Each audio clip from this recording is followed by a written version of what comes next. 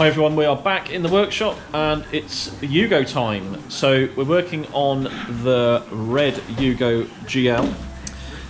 We have an intention to put a battery on it and see what happens today. We've opened up the timing belt cover, which has revealed the timing belt and looks in very good condition. So we're not going to change that for now. We have bodged in a battery.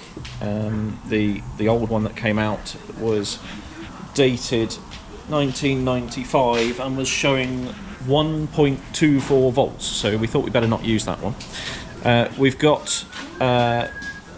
some power connected now, and we're going to go and check out some things electrically and see how it goes. Catch up with you in a minute. So here we are inside now. Let's see what happens now the battery's connected. So stage 1, we've got a battery light. Stage 2, and we have lots of other lights, which is great. So we're in pretty good shape on that front at the moment, which means that there's probably nothing wrong with the fuse box, although I do have a spare because they're notoriously problematic. So I think what we need to do now is try and get some petrol and let's give it a whirl, see what happens. We've got a clutch pedal that feels alright. We've got a choke lever that works down here, so we've got some choke. We've looked at the air filter and it's just slightly dusty, so not too bad, and we're just going to go with it for now and see what happens. So let's get some fresh petrol and see where we are. And I've just noticed an interesting modified switch down there. I don't know what that is for, but we might have a look at that later and see what's what. Okay, catch up with you shortly. Right, so we're going to give it a go spinning over now. Let's see what happens. First time in about 20 years.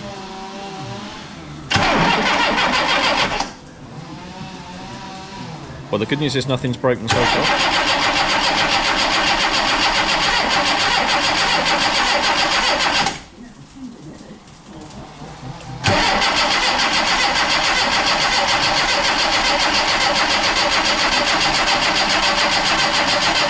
Whoa. Fuel on the back. We've got fuel to the car. Right, so you can see that we've replaced this this pipe now.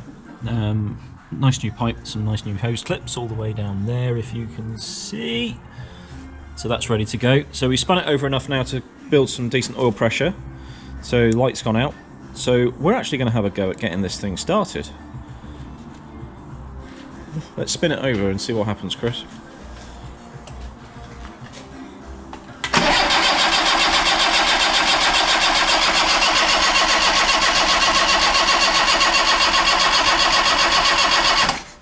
Okay, nothing so far, so I think what we'll do is we'll pop the plugs out and just check the condition of them and then give it another go.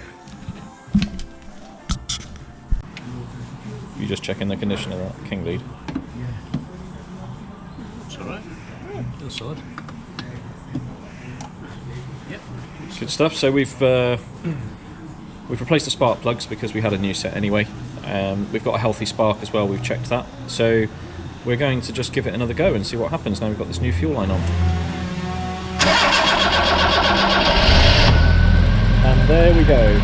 First time in 20 years it's run. And it sounds fantastic. Well done, little Yugo. Let's go and have a look at the exhaust end and see what it's looking like there. Quick look at the dash first. We've obviously got some lights and things on in there, but nothing too worrying.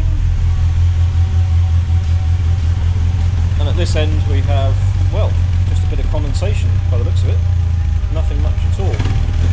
We will open the other door. It's running a little bit rich, but then we've got a manual choke, so that's easily controlled. But there we go. One Sana GL running.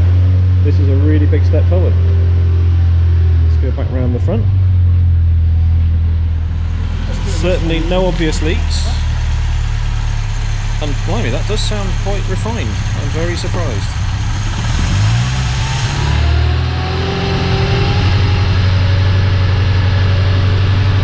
I'll open the other door a little bit, but yeah, very good indeed. Very good. Right, so we're starting to go through on an electrical check now, which is proving to be quite successful. We've just wiggled a few wires and got all the lights working, front and back, which is great.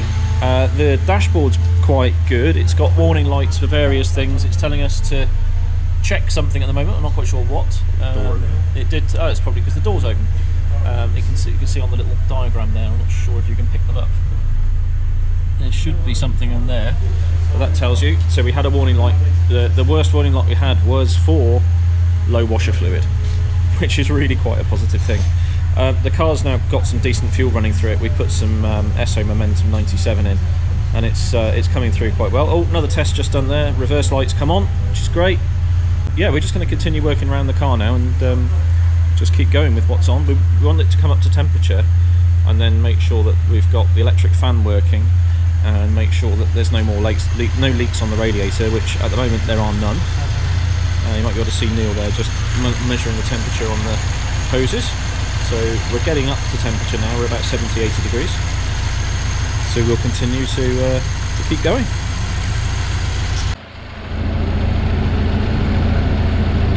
So things are looking pretty good. The engine's idling lovely, all good there, no rubbish out the back.